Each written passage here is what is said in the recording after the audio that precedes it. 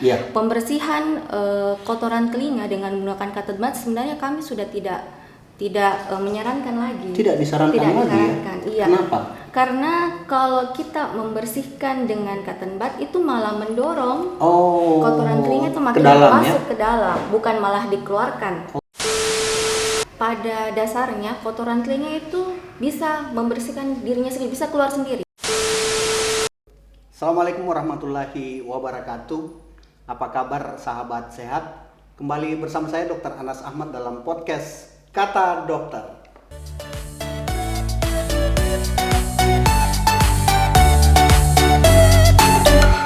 Kali ini saya ditemani oleh seorang dokter yang luar biasa. Beliau adalah Dr. Amelia Dian Utami, spesialis THT KL. Apa kabar Tak Dok? Alhamdulillah baik Dok. Terima kasih ya sudah meluangkan waktu untuk hadir bersama kami dalam podcast Kata Dokter. Nah Dokter Amel, SPTHT-KL ya, apa sih THT-KL itu? THT-KL itu singkatan Dok, ya. Dari telinga, hidung, tenggorokan.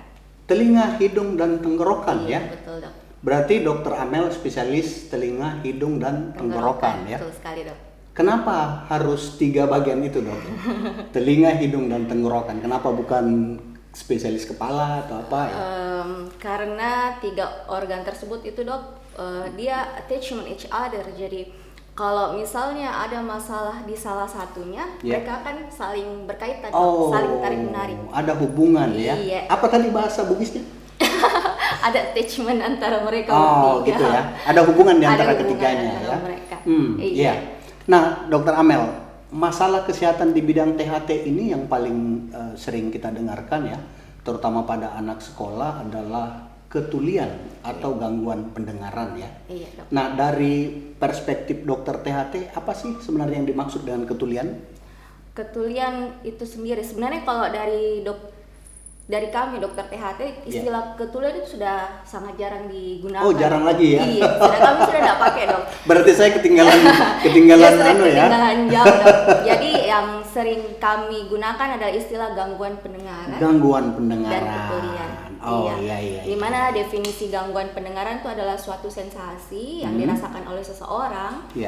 Dia mengalami penurunan atau gangguan pada salah satu telinga yang bersifat total ataupun parsial, yang dirasakan baik secara tiba-tiba maupun pelan-pelan. Oh, itu bisa tiba-tiba ya? Bisa Dok. Oh, nah ini tadi yang perlu dibedakan Dokter Amel ya. Ada yang istilah total dan ada istilah parsial. Yang seperti apa itu?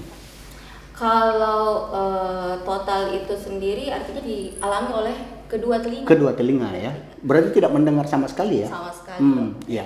Berarti yang parsial? Yang parsial itu pada satu telinga. Pada satu telinga.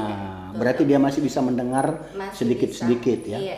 Nah, Dokter Amel, ya ini konon kabarnya ya. Ada orang yang mengatakan bahwa ada jenis tuli yang justru kalau kita bicara pelan baru dia bisa dengar. Kalau bicara keras tidak bisa. Benar nggak ini? Ini fakta atau hoax ya? Bukan sebenarnya bicara pelan baru dia dengar. Ini biasa dialami oleh orang-orang tua. Namanya fenomena recruitment. Jadi kalau kita bicara terlalu dengan nada yang tinggi atau frekuensi yang terlalu tinggi, dia akan merasa nyeri. Jadi pada orang-orang tua itu kami biasa menyarankan untuk bicara dengan beliau-beliau tersebut pelan-pelan Dok. Pelan. Jangan terlalu berteriak. Kadang kalau kita bicara sama orang tua karena kita menganggap kalau keras dia baru bisa dengar. Kita kebiasaan seperti itu. Jadi intensitas suara kita akan tinggi. Tapi sebenarnya itu salah Dok. Salah ya. Soalnya kan persepsi di masyarakat bahwa semua orang tuli itu ya harus kita teriak gitu. Padahal ternyata tidak ya. Tidak Dok. Terutama pada orang-orang tua. Jadi semakin keras suara dia dengar itu akan semakin kurang nyaman, semakin sakit dia rasa. Gitu ya. Iya. Nah, Dokter Amel, apa saja yang menjadi faktor penyebab terjadinya ketulian ini? Sebenarnya kalau kita bicara mengenai ketulian ini cakupannya sangat luas. Luas ya? Iya, luas sekali karena definisi ketulian itu kita bisa bedakan menjadi 3 jenis, Dok. Yang pertama ada ketulian konduktif. Konduktif ya? Iya, ketulian sensorineural. Iya. Dan ketulian campuran. Jadi kombinasi antara keduanya ya. Nah, masing-masing punya definisi, Dok. Iya. Jadi kalau ketulian konduktif itu masalah di penghantaran suara. Oh, gitu. Jadi dari liang telinga sampai ke gendang telinga sampai ke tulang-tulang pendengaran, nah itu masalahnya. Oh, berarti ada masalah di situ ya. Berarti penghantaran suaranya. Sedangkan kalau sensorineural itu lebih ke sarafnya. Ke saraf ke kohlea ke atas. Berarti gangguan saraf ya. Sarafnya. Nah, bagaimana membedakan itu, Dok? Untuk membedakan itu kita bisa menggunakan alat bantu, misalnya kita pakai audiometri. Atau kita pakai tes pendengaran sederhana seperti Garput ala. Oh, itu dapat dideteksi bahwa ini adalah gangguan pendengaran konduktif dan gangguan pendengaran sensorineural ya. Wah, saya sudah paham ini istilah-istilah THT. Iya, Dok. Nah, bagaimana mengetahui atau mendiagnosis anak ini atau orang ini mengalami ketulian gitu? Biasanya kan di sekolah gurunya sampai marah-marah ya, bahkan kadang-kadang ada yang lempar muridnya dengan kapur karena memang mengalami gangguan pendengaran. Bagaimana kita mendiagnosis bahwa ini mengalami ketulian, baik itu dari dari cerita-cerita atau melalui pemeriksaan-pemeriksaan yang dilakukan oleh dokter gitu. Iya. Yang paling bisa kita lakukan untuk deteksi itu adalah dari keluhannya. Jadi, biasanya pasien datang membawa anaknya, mengeluh, "Dok, ini anak saya kalau saya panggil-panggil dia tidak balik." Nah, biasanya kita lihat lagi dia masalahnya di mana. Karena masalah gangguan pendengaran pada anak itu sebenarnya luas sekali, Dok.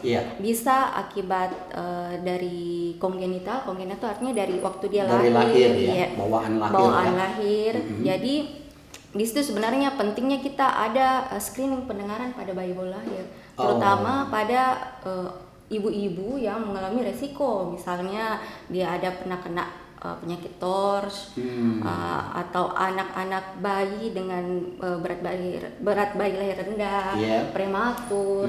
Kalau di kota-kota besar itu sendiri biasanya THT sudah ada kerjasama dengan anak dan Opcin untuk screening pendengaran saat bayi itu baru mau keluar dari rumah sakit, Dok. Deteksi dini. Iya. Wah, luar biasa ya, lebih maju lagi berarti ilmunya. Nah, Dok, tadi tentang tuli konduktif yang berhubungan dengan penghantaran suara. Itu kelainan-kelainan apa saja yang bisa menyebabkan gangguan tuli seperti itu? Yang paling simpel itu kotoran telinga, Dok. Tai telinga ya. Apalagi bahasa Bugisnya itu ya. Cerumen obstruan. Iya. Oh, itu bisa menyebabkan ya? Yang seperti apa itu? Dan bagaimana kita bisa mencegah supaya ini tidak terjadi? Sebenarnya yang paling simpel adalah kita datang ke dokter THT tiap 6 bulan sekali. 6 bulan sekali? Untuk dilakukan pembersihan. Kenapa harus 6 bulan? Karena proses pembentukan dari cerumen itu, dari kelenjar apokrin dan ceruminosa itu biasanya yang menyebabkan hambatan itu setelah 6 bulan. 6 bulan. Oh, itu diperiksa ya, ada enggak kotoran telinganya ya? Ada kotoran telinga. Nah, apa tidak memungkinkan untuk dilakukan secara mandiri di rumah? Sebenarnya saya tidak terlalu menganjurkan. Biasa pasien datang dengan kebiasaan pakai cotton bud, itu sebenarnya harus diluruskan di masyarakat. Pembersihan kotoran telinga dengan menggunakan cotton bud sebenarnya kami sudah tidak menyarankan lagi. Tidak disarankan lagi ya? Kenapa? Karena kalau kita membersihkan dengan cotton bud itu malah mendorong kotoran telinga itu makin masuk ke dalam, bukan malah dikeluarkan. Oh gitu. Tapi malah memadatkan. Kan kotoran telinga itu seperti plastisin, Dok ya. Betul, iya. Jadi kalau semakin didorong dia akan semakin padat. Nah, setelah padat itulah yang dia akan menimbulkan gejala. Misalnya gangguan pendengaran itu ya. Nyeri telinga. Nah, itu sebenarnya. Kemudian resiko penggunaan cotton bud itu agak tinggi untuk menyebabkan trauma pada gendang telinga. Wah, ini ilmu baru ini. Luar biasa ya, Dokter Inaya informasinya. Jadi disampaikan ke pemirsa bahwa dokter spesialis telinga, hidung, dan tenggorokan tidak lagi merekomendasikan penggunaan cotton bud untuk pembersihan telinga, karena tadi sudah kita dengarkan bahwa itu justru mendorong serumen atau kotoran telinga itu ke dalam dan menjadi padat sehingga dapat berpotensi untuk menyebabkan gangguan pendengaran. Ya, betul nah, sekali. wah luar biasa ini dokter Amel ya. Ya. Nah, itu tadi yang akan membentuk suatu serumen yang lebih padat dalam 6 bulan ya. Iya. Gitu. Nah, kalau begitu, jika dokter THT melarang menggunakan cotton bud, lalu solusinya apa? Sebenarnya pada dasarnya kotoran telinga itu bisa membersihkan dirinya sendiri, bisa keluar sendiri. Bisa keluar sendiri. Iya.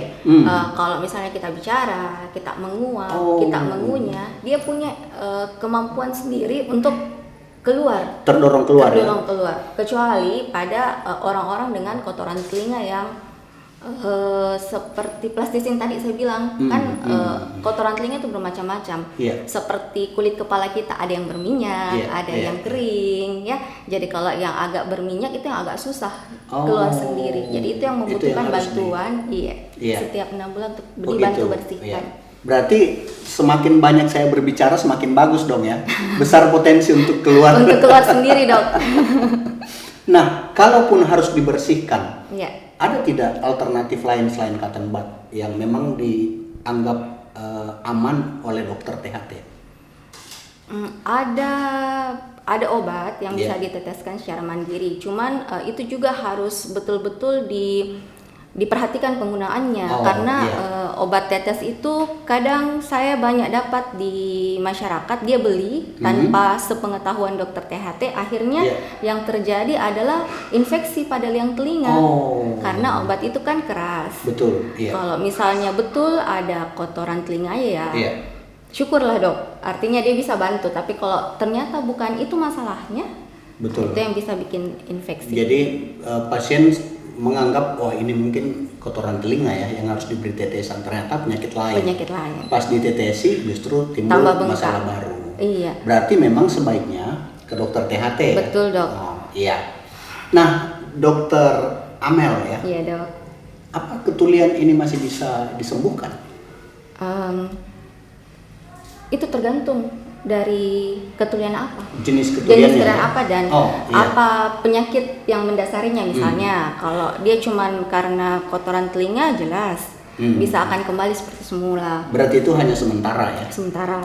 Kemudian kalau misalnya ada proses infeksi, misalnya infeksi liang telinga, itu juga bersifat sementara. Kalau misalnya infeksinya sudah reda, ya fungsi pendengaran akan kembali. Yang agak susah itu kalau infeksinya sudah masuk ke dalam telinga tengah, itu sudah melibatkan saraf ya? Sudah melibatkan saraf, kemudian sudah ada infeksi di tulang mastoid yang di belakang telinga. Itu membutuhkan proses operasi untuk dibikinkan gendang telinga baru. Bisa dioperasi ya? Bisa. Nah, kalau yang seperti serumen atau kotoran telinga tadi yang dibersihkan, mungkin ini yang disebut dengan tuli-tuli sedikit ya? Iya, TTS dok, tuli-tuli sedikit. Jadi begitu dibersihkan telinganya langsung kembali normal. Nah, menarik ini. Ternyata ada jenis ketulian yang masih bisa dikembalikan dengan teknik operasi ya? Iya. Kalau yang menggunakan alat bantu pendengaran itu seperti apa, Dokter Amel? Kalau penggunaan alat bantu dengar biasanya kami sarankan pada ketulian yang melibatkan saraf. Misalnya pada orang tua, presbiakusis, atau anak-anak yang dengan gangguan pendengaran sejak lahir itu tadi dok. Tapi kalau pada anak-anak kita lebih memilih untuk implan koklea. Implan ya? Iya. Implan itu artinya benda alat bantu pendengaran yang ditanamkan ke dalam telinganya kita. Ke dalam telinga ya? Itu bisa dilakukan sejak usia anak-anak ya? Anak-anak dok. Cuman untuk di Indonesia sendiri jarang dok, karena harganya mahal. Alat tersebut harganya mahal dok. Luar biasa ya? Iya. Dokter Amel, ada pepatah yang mengatakan bahwa lebih baik mencegah daripada mengobati. Iya. Bagaimana cara kita bagaimana cara untuk mencegah agar ketulian ini atau gangguan pendengaran ini tidak terjadi pada diri kita, pada anak-anak kita, atau kepada siapa saja yang kemungkinan memiliki faktor resiko untuk mengalami ketulian gitu? Ya, dari Kemenkes sendiri dok, kita punya protap 60-60. 60 terutama pada penggunaan headset. Sekarang kan lagi ngetrend dok yang seperti ini ya. Iya. Orang pada pakai Zoom, kemudian sering pakai headset ya, dengan musik ya. Jadi 60-60 itu maksudnya kita menyalakan suara, volume suara itu disetel 60% dari batas maksimalnya.